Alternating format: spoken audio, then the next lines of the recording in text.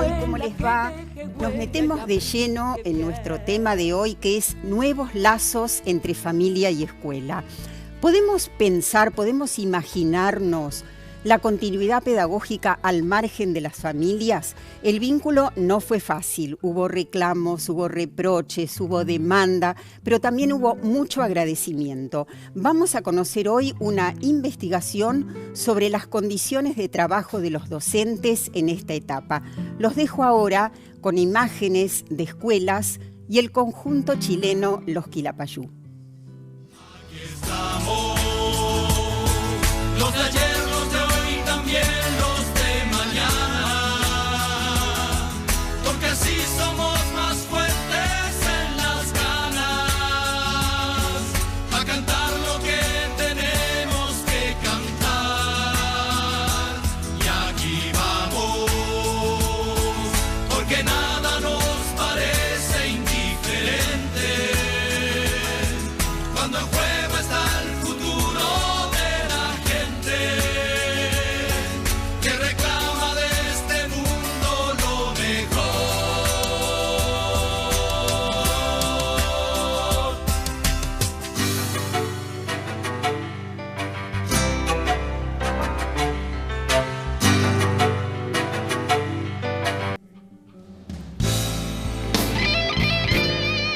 En estos testimonios creo que se aprecian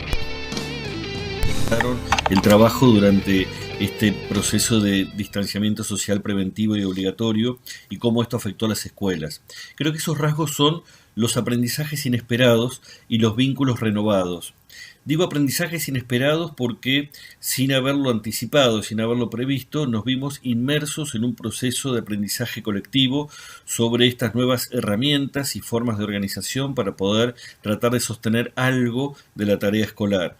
Y creo que más allá de las tensiones, lo complejo, lo doloroso en muchos casos que ha sido este proceso, también nos va a dejar algo al final del camino. Y es que muchas veces en la vida de cualquier ser humano los aprendizajes se producen en circunstancias adversas. Muchos aprendizajes afectivos, cognitivos, los realizamos en el momento en que no habíamos elegido hacerlo, pero nos tocó hacerlo. Tuvimos que atravesarlo y creo que este es uno de los casos. Y es muy valioso cómo el conjunto del sistema educativo argentino se puso en situación de aprendizaje. También en ese sentido hablo de vínculos renovados, porque las situaciones de crisis nos ponen contra la pared, nos interpelan, nos llevan a ver quiénes somos y quién es aquel que tenemos al lado. Y creo que en el vínculo entre familias y escuelas se ha notado fuertemente esta necesidad recíproca de poder sostenernos en un proceso de aprendizaje colectivo, poder entender las dificultades, las carencias, las incertidumbres de otros, y también entender que todo proceso de aprendizaje conlleva errores, conlleva cierto grado de fracaso. Dice Philippe Mérieux que aprender es hacer lo que uno no sabe hacer para poder hacerlo. Y creo que en este tiempo hemos visto cómo muchas escuelas hicieron cosas que no sabían hacer y las fueron puliendo progresivamente hasta que empezaron a salir bastante mejor que en las primeras semanas. Y en ese proceso fue importante que familias y adultos responsables de los grupos familiares bancaran un poco a la escuela. Del mismo modo, también hubo adultos que en sus casas se vieron compelidos a realizar tareas que nunca habían hecho, como por ejemplo vincular a sus hijos, sus hijas con el conocimiento escolar y llevar adelante situaciones de enseñanza o por lo menos de sostén de aquellas tareas que desde las escuelas se iban proponiendo. Y también era importante que las escuelas pudieran acompañar, contener, orientar y esperar los procesos de aprendizaje de los adultos en las casas. Creo que los testimonios dan cuenta de estos dos procesos que hemos vivido y que seguimos atravesando.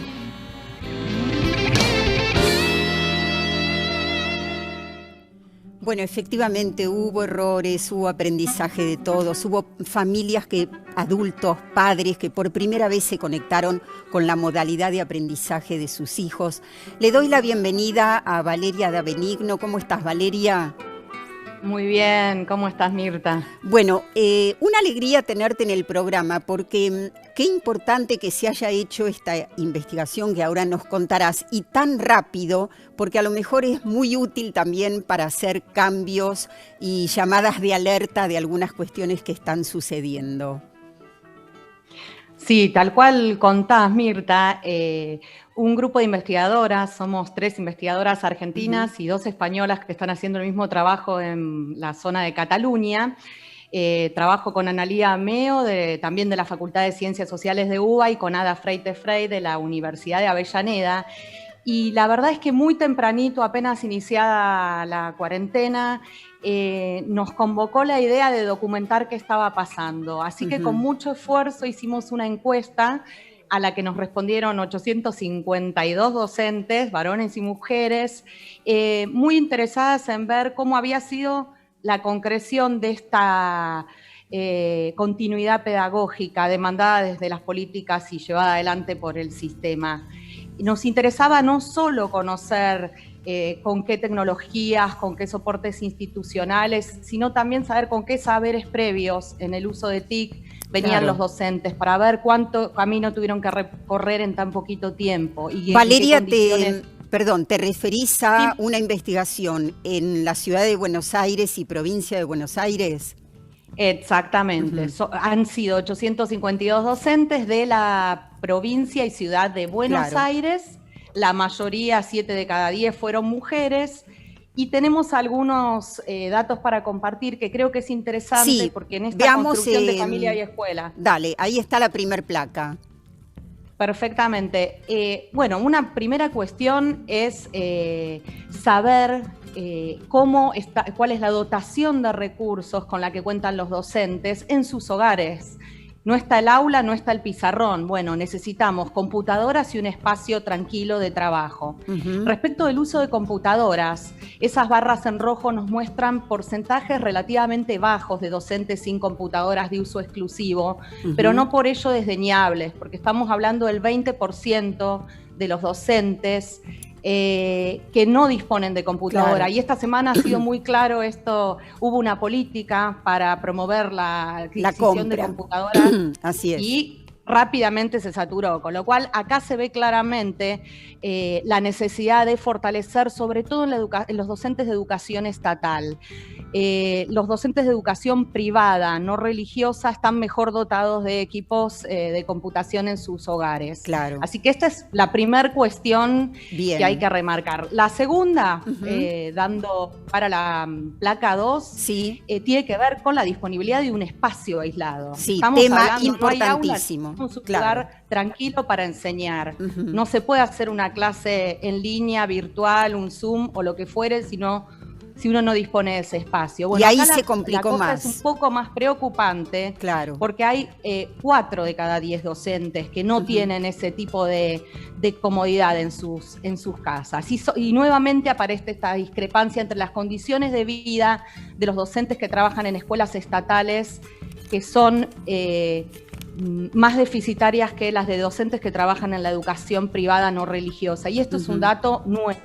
No hay encuestas ni datos agregados que muestren estas disparidades. Bien. Así que nos parece que es otro tema sumamente relevante para destacar. Sí, y para comprender, Valeria, un poco cuando aparecía esta impaciencia por parte de las familias, estos reclamos, esta presión, esta demanda, que había que tener en cuenta estos aspectos desconocidos quizás por ellos. ¿Vemos la que sigue? Bien. Sí, antes de esta, una pequeña introducción a algo que no dije, que es que la encuesta también releva el uso de TIC previo al ASPO, al aislamiento obligatorio social y preventivo. Y ahí vemos que más de la mitad de los docentes no tenía experiencia en uso de TIC para hacer propuestas de enseñanza colaborativas con otros docentes, para comunicarse con los alumnos, para hacer tareas grupales entre ellos. Para ninguna de estas partes de su labor docente había usado TIC nada o casi nada. Entonces eso también, en términos de esto que vos decías recién, las exigencias y el apuro en virtualizar, el camino que se tuvo que recorrer fue bastante largo y muy acelerado en ese tiempo. algo que surge también de la encuesta es la intensificación de la jornada laboral, que es algo que han mencionado también mucho los gremios y que uno ve en esta encuesta, porque acá mostramos con esas barras en verde que más del 70% de los docentes dicen que trabajan mucho más tiempo que antes del aislamiento social preventivo y obligatorio, pero también este gráfico nos dice algo que queremos destacar, y es que también aparecen desigualdades de género entre los docentes como en el resto de la sociedad, que señalan que las mujeres son las que más han intensificado su jornada laboral docente. Claro. Esa es una cuestión que está bueno remarcarla. Sí, y este aspecto también, como vos decías, lo planteó la CETERA en el propio Ministerio de Educación de la Nación, y los padres en un proceso fueron comprendiendo que una cosa es docentes dispuestos, esto lo señalaba Carlos Escliar en una nota, y otra cosa es docentes disponibles a toda hora. Sí, yo creo que fuimos aprendiendo todos, del lado de los docentes y del lado de los padres, esto, a regularnos los tiempos de trabajo, ¿no? Porque fue variando a lo largo de la cuarentena. Valeria, ¿vemos una más? Dale, veamos una más. La que viene tiene que ver también con esta cuestión de compatibilizar y articular estas responsabilidades domésticas de cuidado de niños, de limpieza, cocina y demás, con la tarea docente. Justamente lo que nos muestra esta placa es que la mitad de las docentes mujeres estaban de acuerdo con la idea de que habían logrado una buena compaginación entre la esfera doméstica y la esfera laboral. Pero entre los varones esa compatibilización es mayor. Así que no es desdeñable decir que la mitad de las mujeres tiene problemas para compatibilizar estas dos funciones sociales que están llevando adelante. Ser docentes también, ser mamá, ser hija, cuidar adultos y demás. Lo que pasa, Valeria, es que ser docente en la presencialidad quita totalmente todos esos otros roles que los docentes tienen, pero durante la continuidad pedagógica se hizo visible. Hubo incluso docentes que estaban llevando adelante la tarea virtual con los alumnos con el bebé en brazos. Totalmente, es así.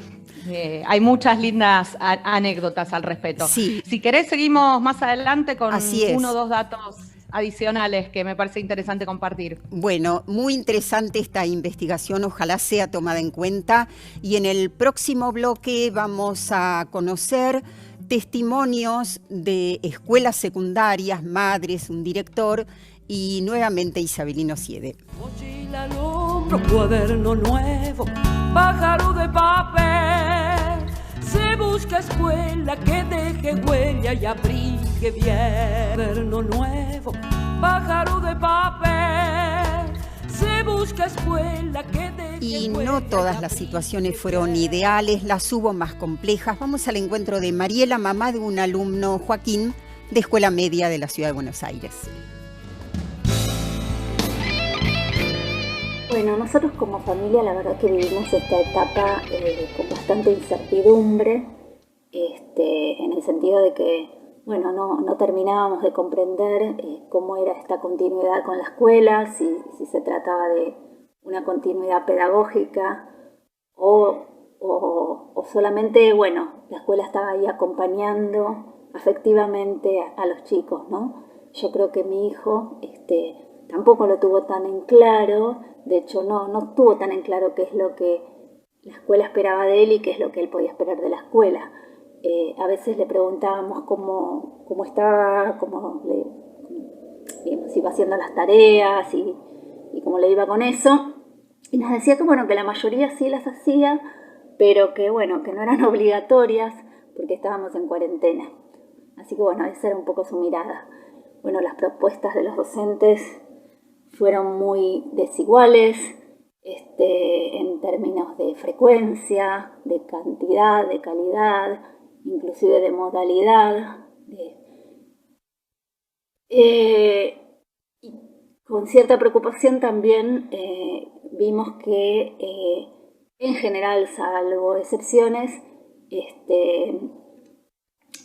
había muy poco feedback con los chicos respecto de, en relación a los trabajos que ellos iban haciendo, que iban entregando. Muy pocas devoluciones, muy limitadas, sí, entregó, no entregó, etc.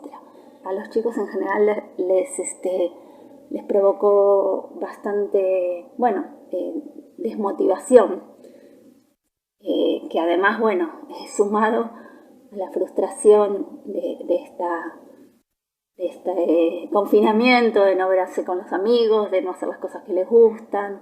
En el caso de Joaquín,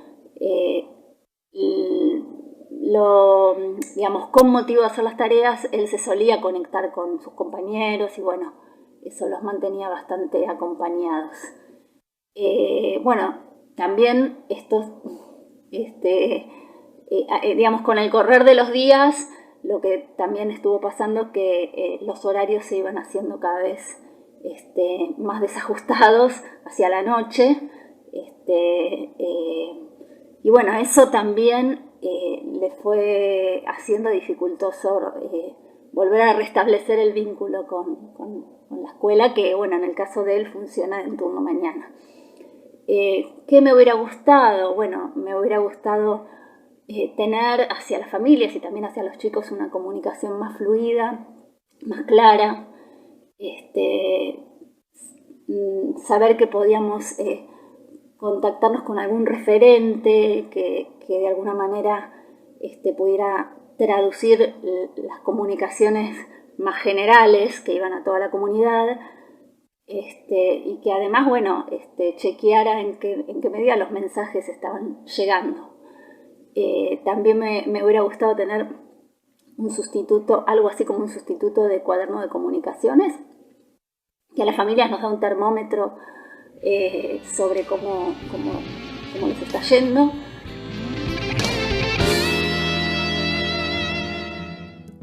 Efectivamente, entregó, no entregó, no alcanza como devolución para un alumno de escuela media. Seguimos con la escuela media, nos vamos al encuentro de Pablo Aguirre, que es un orgulloso vicedirector de la Escuela 7 del Distrito 9, María Claudia Falcone, una escuela que no perdió matrícula en esta etapa por estar en contacto permanente con sus alumnos. Lo escuchamos.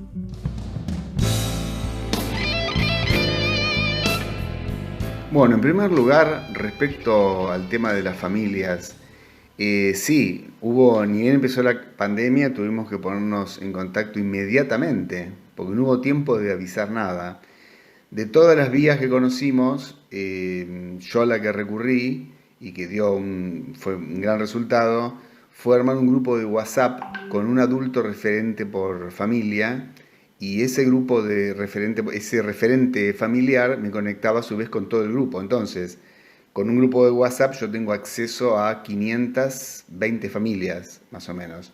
Eso fue sumamente importante. Los reclamos fueron infinitos, de todas partes. En primer lugar, porque es una comunidad, la Escuela María Claudia Falcone, yo soy el vicedirector de la escuela, es una comunidad diversa en cuanto a familias. Este tema de la diversidad hizo que haya distintas demandas, distintos planteos, distintos reclamos, y nosotros tuvimos que ajustarnos a poder dar una respuesta a todos, porque la idea de una escuela inclusiva básicamente es tener en cuenta a toda la comunidad. Fue muy difícil y requirió de muchísimo trabajo. No es un tema menor, que es una escuela que ha crecido tremendamente en los últimos años en cuanto a matrícula, y además tiene un potencial de gente que pide ingresar a la escuela que es impresionante. Yo creo que en gran parte eso se debe, porque nuestra escuela no sale de las generalidades de la ley, de lo que son los problemas que tienen las escuelas secundarias, pero tiene que ver justamente porque hay un gran trabajo de seguimiento de los alumnos. Pero bueno, la situación complicó mucho las cosas. Bueno, el tema de las demandas de las familias es increíble, porque hay gente que nos demanda más contenidos, que los chicos tengan más actividades, más aulas virtuales en vivo, y hay otra gente que nos demanda justamente que no los atosiguemos a trabajos y esas cosas, y hay otra gente que nos está demandando alimentos, hay otra gente que nos demanda temas de salud. Lo demandan de una manera, a ver, a la escuela no es que le demanden alimentación o salud, pero nos hacen llegar la problemática. Entonces automáticamente nosotros nos involucramos en eso. Pero por eso las demandas son diversas.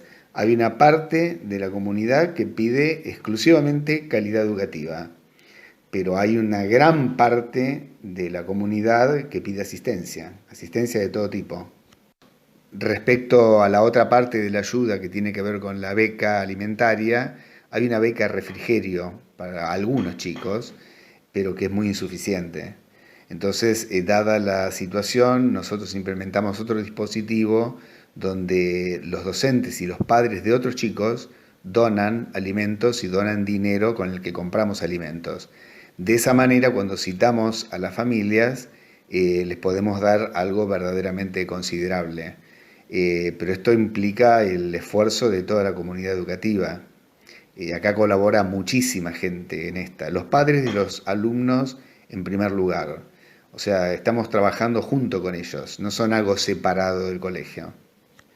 Bueno, ni bien empezó la pandemia, empezamos a observar que teníamos un montón de alumnos que empezaron a tener crisis de ansiedad, de pánico, entrar en estados depresivos, y eso nos obligó a armar un dispositivo con la gente del Hospital Fernández de Salud Escolar, que verdaderamente nos han dado una mano enorme, y ese dispositivo se basa en que tenemos una profesional que atiende a los alumnos de nuestra escuela. Y es muy sencillo, ni bien sabemos que un chico está en problemas, ese alumno o generalmente el adulto responsable se conectan conmigo y yo armo una entrevista con la profesional que se comunica con ellos por teléfono y empiezan un tratamiento. Pero fue un gran trabajo, especialmente de la gente del hospital. Y excelente el blog de esta escuela. Segunda parte con Isabelino Siede.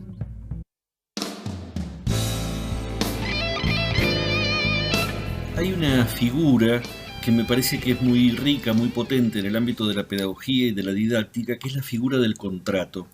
Y creo que en estos testimonios se puede ver algo de lo que ha ocurrido con el contrato en la relación entre familias y escuelas durante este proceso. Cuando me refiero a contrato, en este caso hablo de ese contrato que habitualmente se construye en las primeras semanas de clase, que se va recreando porque cada docente nuevo que enfrenta a su grupo escolar empieza a plantear qué espera él o ella del grupo y de las familias y empieza a escuchar qué espera el grupo y las familias de ese docente, de ese ciclo lectivo. Nos pasó en el hemisferio sur que esto nos ocurrió cuando estábamos recién arrancando, entonces el contrato que habíamos previsto se dislocó, se quebró, se alteró por completo y tuvimos que generar un contrato nuevo, que es el contrato para atravesar este proceso de distanciamiento social preventivo y obligatorio. Con la característica además de que no imaginábamos en marzo lo que iba a ir ocurriendo a lo largo de los siguientes meses. Este distanciamiento se prolongó bastante más de lo esperado y entonces tuvimos que ir recreando permanentemente el contrato. Y anticipo también que aquellas provincias y escuelas que vuelven a algún tipo de presencialidad en el segundo cuatrimestre tendrán que generar un nuevo contrato donde volverán a establecer qué esperan unos de otros, unas de otras. Digo esto porque este ciclo lectivo tiene la particularidad de atravesar 3 contratos diferentes con cambios dentro de cada uno de ellos. Y cuando hablo de contrato me refiero a cosas que desde la escuela generalmente se enuncian a través de las previsiones, de lo que uno dice, bueno, a lo largo de este año vamos a, y entonces describe lo que supone que va a ocurrir durante el año, y también de las devoluciones, es decir, cuando empezamos a transitar el año, los docentes, los directivos van haciendo comentarios acerca de vamos bien, vamos mal, habría que ajustar esto, entonces ahí vamos construyendo el contrato. Las familias participan en el contrato a través de las demandas, los reclamos, los planteos, y eso contribuye a que la escuela vaya ajustando también algunas cuestiones, dando cuenta de la diversidad. Y también creo que es parte de la escuela, del trabajo de la escuela, detectar allí donde hay necesidades formativas o algunas necesidades legítimas que está en condiciones de satisfacer, como nos plantea este colega acerca de esta situación de bajón anímico, de procesos depresivos en muchos de sus estudiantes. Entonces creo que pensar el contrato significa entender que hemos atravesado una situación de mucha exigencia de construir un contrato para el cual no teníamos previsión de inicio y que tuvimos que ir también inventando un contrato durante la marcha. En ese sentido creo que ha habido muchas experiencias exitosas y otras no tanto, porque también es cierto que el desafío era muy grande. Pájaro de papel, se busca escuela que deje huella. Marta Bataglino es docente de la Escuela Rural 635 del sur de Santa Fe y ella nos cuenta que los padres de los alumnos son empleados rurales, tienen horarios muy difíciles.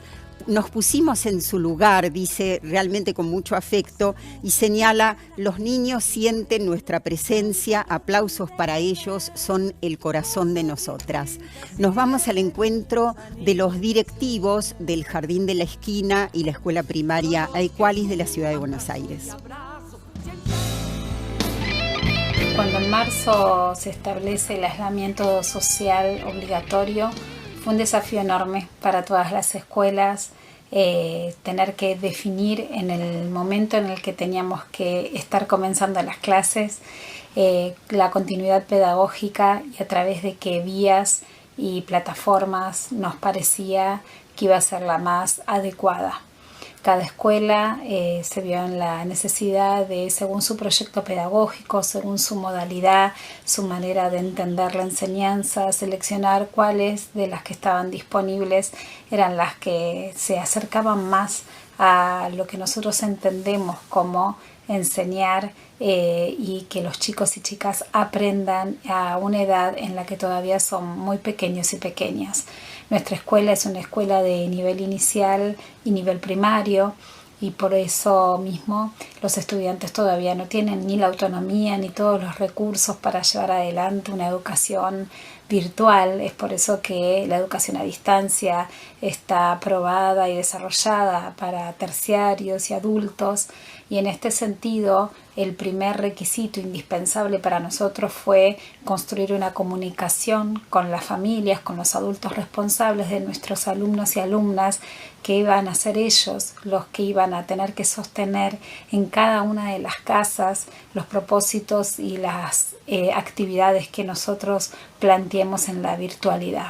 Definir las vías de comunicación que íbamos a tener con las familias durante este periodo fue clave y esclarecérselas a ellos. El uso de mail fue cotidiano, fue un instrumento frecuente, diario, el llamado telefónico, incluso videollamadas que fueron un espacio de encuentro virtual muy valioso, donde recuperamos la voz, nos vimos las caras, recuperamos los gestos y fue acercarnos muchísimo, atravesar las pantallas y poder desde esos encuentros poder optimizar el trabajo desde la escuela, escuchando cuáles eran estas preocupaciones, inquietudes que las mamás y los papás pudieron transmitirnos de manera más directa.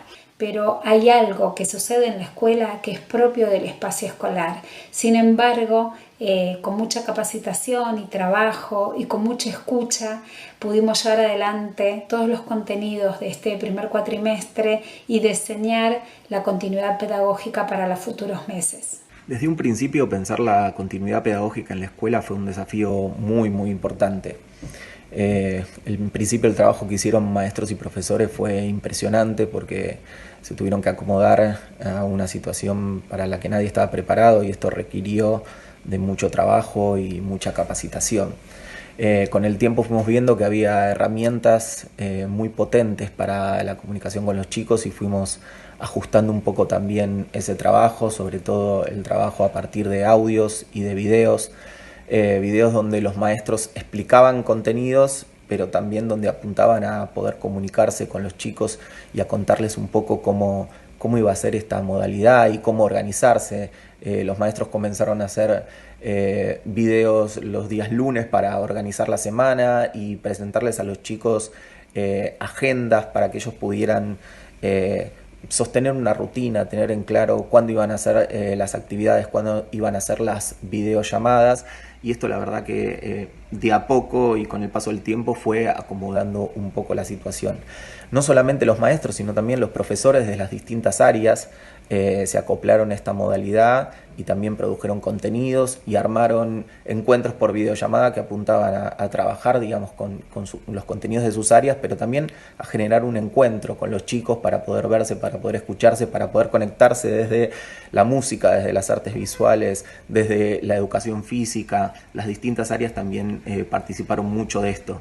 Y tuvimos una gran ayuda en nuestra escuela de nuestro departamento audiovisual, que es el departamento que nos ayuda a generar estos contenidos, no solamente para generarlos, sino también para comunicarlos, para comunicar tanto a los chicos como a las familias cuál era el sentido también de las actividades que veníamos haciendo. Y justamente ahí me parece que hay un punto fundamental, y es que si no hubiéramos podido comunicarnos con las familias y contarles a qué apuntaban cada una de las propuestas, no hubiésemos podido hacer este trabajo, porque consideramos fundamental el aporte y la colaboración de todas las familias desde las casas. Bueno, hay que decir, hubo experiencias de mucha llegada tanto en escuelas públicas como en privadas, y las hubo menos satisfactorias tanto en escuelas públicas como en privadas. Valeria Da Benigno, contanos cómo cerramos lo que vamos conociendo de esta investigación. Sí, pensaba un poco en la idea de la trastienda, ¿no? Porque de alguna manera una encuesta y indagar algunos aspectos que tienen que ver con la subjetividad de cómo lo transitaron los docentes nos muestra esto que a veces cuesta decir. Y en uno de los datos que quería mostrar en la última placa que habíamos preparado es que además más de la mitad de los docentes, en este caso de las docentes mujeres, alrededor de la mitad, son las principales encargadas de las tareas domésticas del hogar. En estos dos gráficos que contrastamos varones y mujeres, la situación ideal es la que está ahí señalada en azul, una distribución equitativa de las tareas domésticas. Bueno, las docentes también tienen, como la mayoría de ellas, como problemas para compatibilizar, decíamos antes. Y otra cuestión última, como para ir cerrando, que tiene que ver también con la trastienda de cómo lo vivenciaron a nivel subjetivo, son algunas frases que quiero destacar a modo de cierre, que le presentábamos y que ellos respondían hasta dónde se identificaban con ellas, que es: me siento desbordada o desbordado por la carga de trabajo adicional derivada de la virtualización. El 55% se sintió así frecuentemente y muy frecuentemente. Esto en los cuerpos, en la carga laboral, se siente y lo perciben. Me angustia pensar todo lo que tengo que preparar, decían en otras oportunidades. Claro. Bueno, Valeria, te agradecemos muchísimo. Fue muy interesante conocer esta investigación tan oportuna y seguramente se tomarán en cuenta muchos de los resultados desde el propio Ministerio de Educación de la Nación. Me despido de Valeria y me despido de todos ustedes hasta la próxima semana. Pájaro de papel, se busca escuela que deje huella y abrigue bien.